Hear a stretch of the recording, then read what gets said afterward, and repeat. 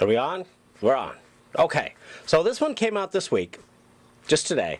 And we're at North American Video. Thank you. Thank you. Thanks, Mac. All right. He's over there. There's no customers here, so I can scream and yell about how bad most movies are. But North American Video lets us get the good ones. Oh, hang on. This is going to be an ongoing problem. Okay. Now I remember to hold it, because I get excited. So, this came out this week. It's by the Shaun of the Dead guys. Everyone's heard about it a million times, blah, blah, blah, blah, blah. It's supposed to be really funny. There's been a lot of, have you noticed there's been a lot of end-of-the-world movies this year? A lot of, humans, World War Z and Walking Dead continuing and World's End. It's supposed to be really good, really funny, but I've heard it's not, like, great movies. That's what we look for when we come to North American Video.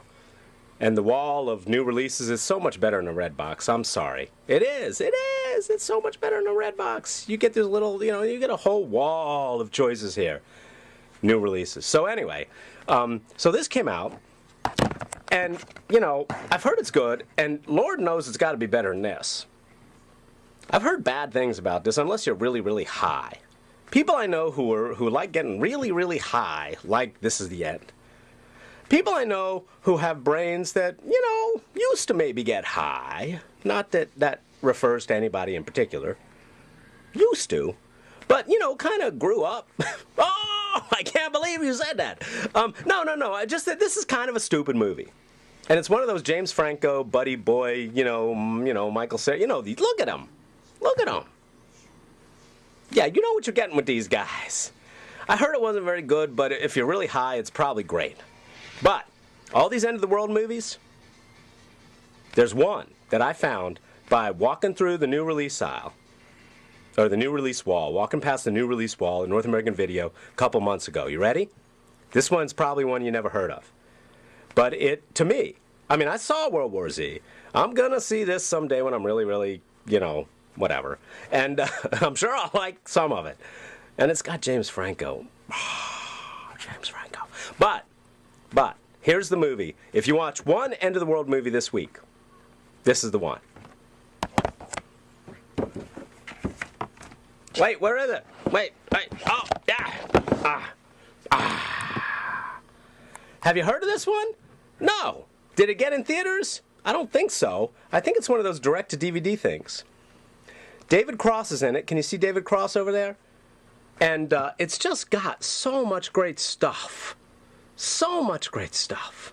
Julia Stiles is this really funny woman. Well, basically, it's a dinner party. All these people don't really like each other. They're at a dinner party. And an extinction-level event starts happening outside their dinner party house. This guy, the guy in the yellow, is a neighbor who knocks on the door and says, hello, something's happening out there. The cop cars, in the early scenes, cop cars go screeching by the windows, and they're having their little fights about who did this to who, and, very trivial stuff. It's hilarious. If you watch one end-of-the-world movie this year, It's a Disaster is the one to watch. Forget This Is the End. Forget World's End. Forget World War Z. No, watch them in their time. But this, which I found by just walking past the new release wall in North American Video a couple months ago, I'm about to watch it again, is just a great end of the world. It's funny. But you know what? Adult funny. And all the parents out there are going, what? What did he say? Did he say it's funny, but it's adult funny? Oh, my God. Honey, let's rent that. Yes, honey, I'm ready for an adult funny movie. I'm tired of all this crap that treats adults like 6-year-olds. Nothing wrong with 6-year-olds. I like 6-year-olds. 6-year-olds are great. But if you like to think about the end of the world, and who doesn't, right? If you like to think about the end of the world, but you want your movie to have a little bit of a brain, this is the end of the world movie you need to watch this week. Thanks, North American Video. This is the one. All right, 3 more quick ones. You ready? Quick.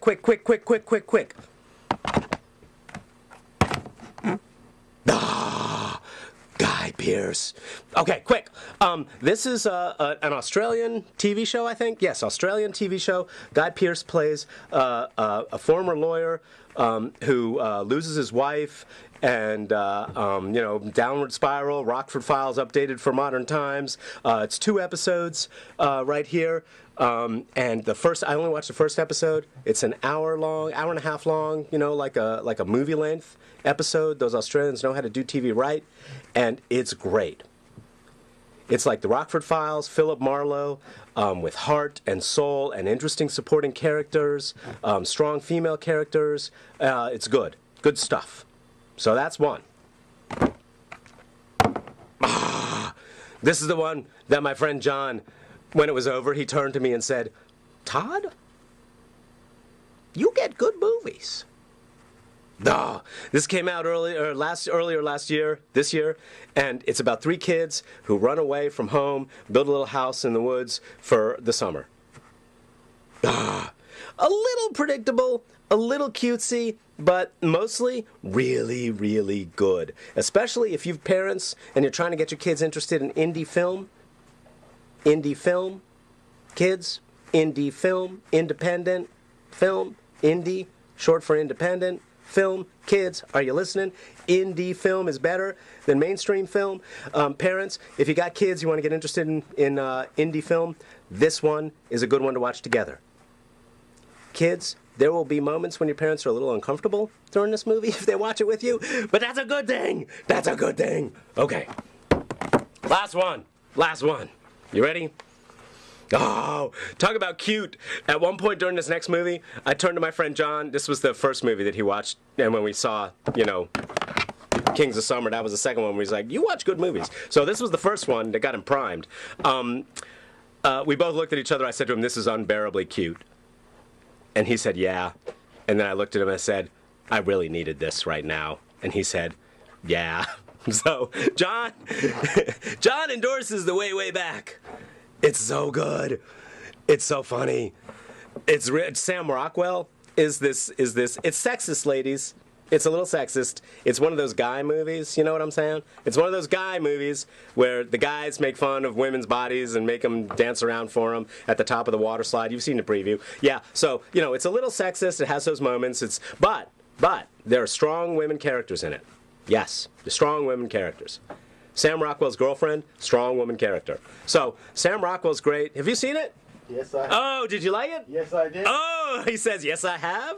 And yes, I did. He saw it and liked it. So the North American Video guys like it too. It's really cute. And parents. You're trying to connect with your kids. Parents. Watch it with them. Watch it together. Steve Carell's a real jerk of a guy who's dating a kid's mother. There's lots of intense stuff about self-worth and parenting and kids. This is another one that occasionally is going to make your parents uncomfortable if you watch it with them. Those are great movies. Okay, so we got 2 movies this week that parents can watch with their kids. This one and Kings of Summer. We got the best disaster movie of the year. It's a disaster. End of the world's happening, and people are having a dinner party, and they're cracking you up. That's a great movie. And then we got this Australian, the first episode, I only watched the first one, but it's an hour and a half long. It's movie length. It's a good movie. Plus, you got Guy Pearce. It's great. Jack Irish, first episode. Watch it. You'll love it. All right. Thanks to North American Video, and thanks to you for watching. And, yeah. Let's talk about, politics. Thank you for watching. This is Monkey Time. We're live every Wednesday at 8, except next week, Carol, Thanksgiving week, Thanksgiving Wednesday. I could do a live show, Carol, and really annoy the Raleigh television network folks who would have to be here.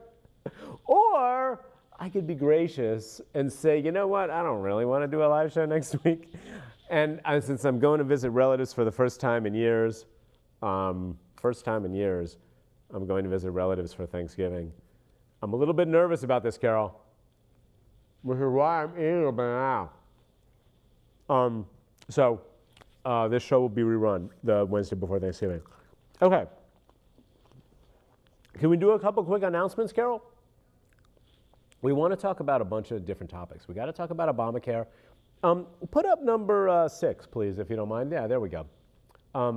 Fracking, gay marriage, Obamacare, resident complaints about noise on Glenwood. Did you see this recently in the NNO?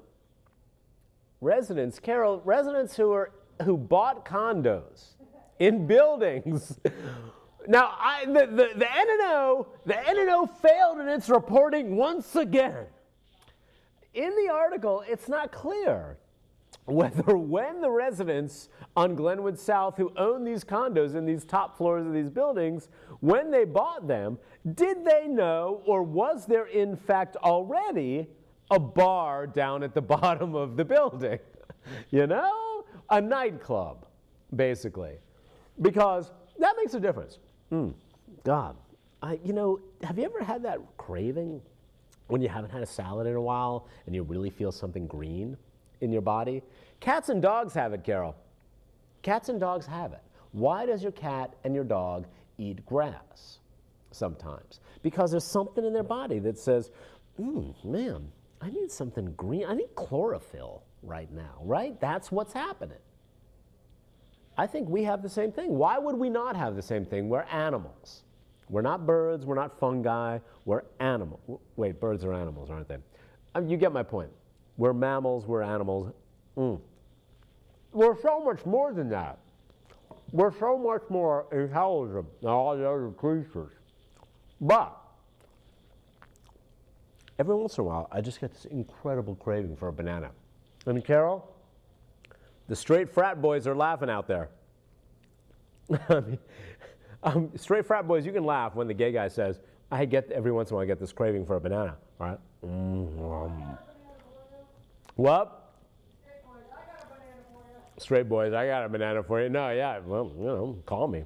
But here's the thing. Straight boys. Every once in a while you get monkeys like bananas. Monkeys need bananas. Carol, if nothing else, if this show gets one straight frat boy in Raleigh to say, hey man, monkeys need bananas, I will die happy.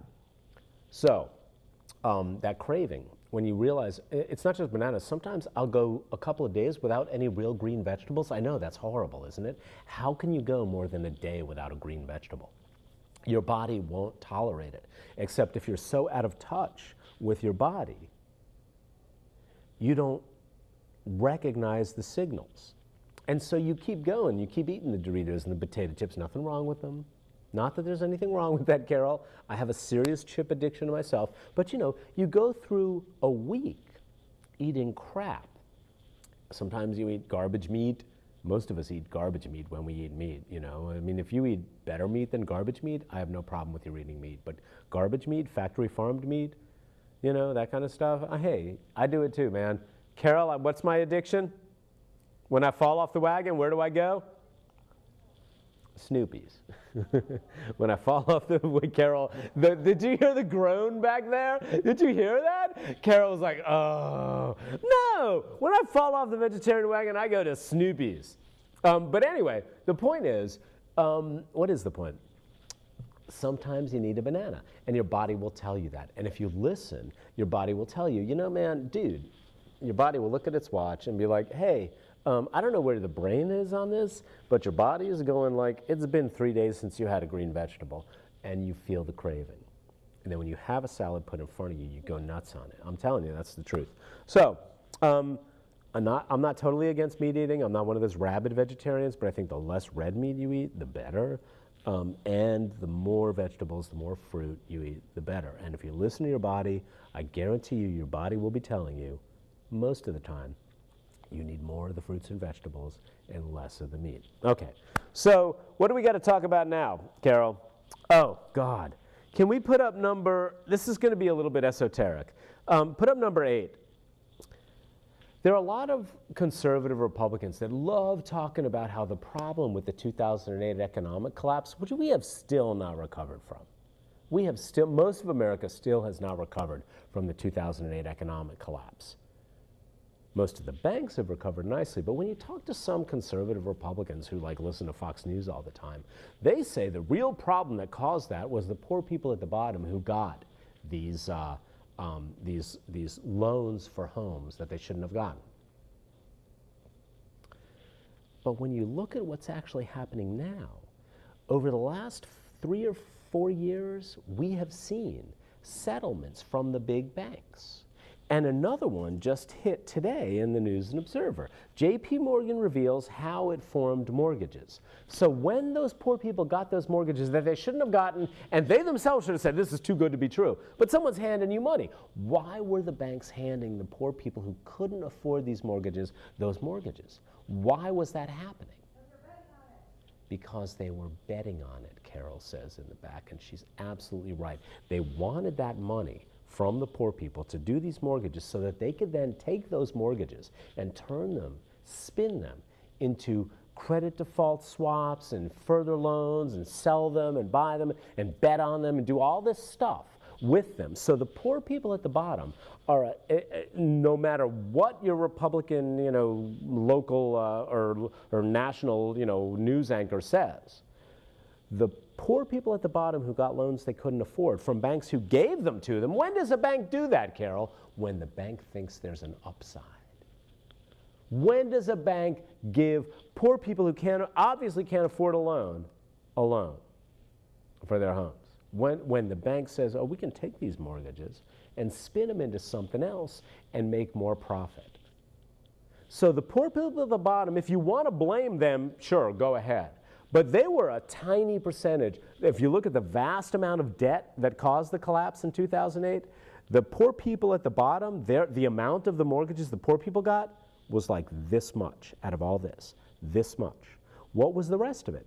The banks taking those mortgages and turning them into credit default swaps and spinning them and selling them to other people and loaning them out and just making huge, huge bets on those small percentage of money. So the poor people at the bottom weren't the problem that drove the economic collapse. It was the bets and the spinning and the creation of new things that required new kinds of math. They needed new kinds of math, Carol, to figure out who was on the hook for these debts that the banks created from that tiny percentage of money that the poor people, the loans to the poor people were this much money out of the whole amount.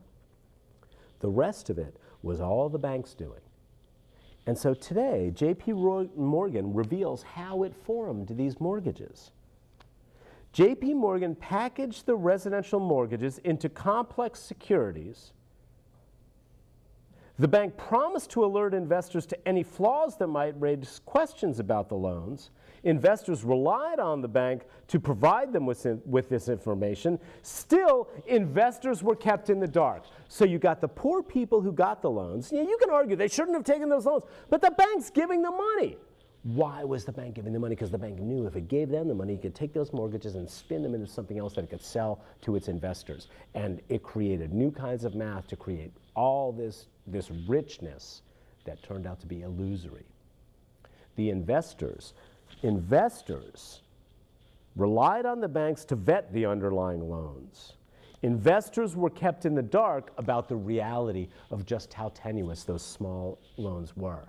The process by which that small amount of money from the poor people's mortgages was spun into huge bets through the financial system that brought down Lehman Brothers and threatened to bring down Goldman Sachs, for crying out loud, and all these other huge too big to fail, remember that? None of them were too big to fail. They should have all been allowed to fail. We would have been a lot better off if all those banks would have been allowed to fail. So anybody at Thanksgiving dinner tries to tell you that the problem with the 2008 economic collapse was that small percentage of money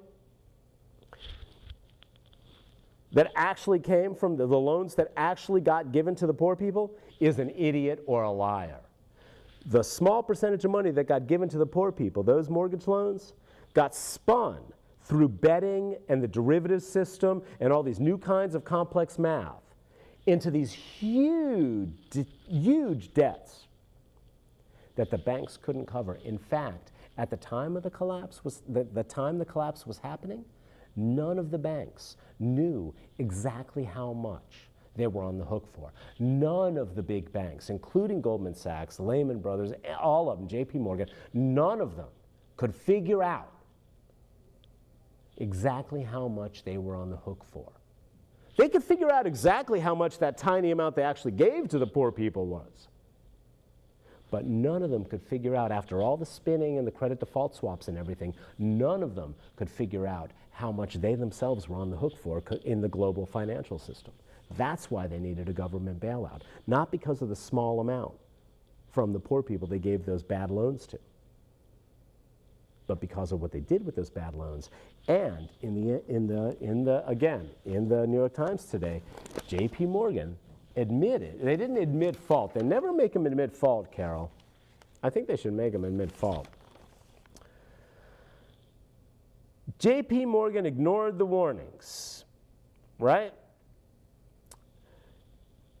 27% of the loans J.P. Morgan made should have been categorized as Event 3, meaning they did not meet underwriting standards. In other words, a full third, and I'm sure it was more than this, but the government says 27%, a full third of the loans J.P. Morgan gave to those poor people initially didn't meet their own standards, and they lied to their investors as they spun those loans into credit default swaps and all these big investments. Lord knows they needed to invent new kinds of math, Carol. They needed to invent new kinds of math. A full 27%, according to the government, that's a low estimate, of the loans given to those poor people did not meet the credit-worthy criteria of the banks themselves. And you're blaming the poor people. J.P. Morgan hid the fact that it was giving loans to people that didn't meet its own criteria for creditworthiness, and told all the investors, oh, these are great loans, these are great loans, these are great loans. And we just got the announcement of a settlement from J.P. Morgan on that point. Other banks, Citibank, other banks have made similar settlements. The problem was not the small amount of money loaned to poor people who shouldn't have been able to get those loans. And you can blame the poor people for not realizing that, but damn, the bank's handing me money. Generally, these are people who are not as smart as the banks. Bottom line, the problem that caused the 2008 economic collapse, from which we are still recovering, everyone except the banks, because the government protected them, but wouldn't protect the people at the bottom.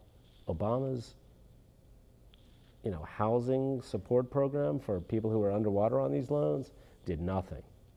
3 minutes?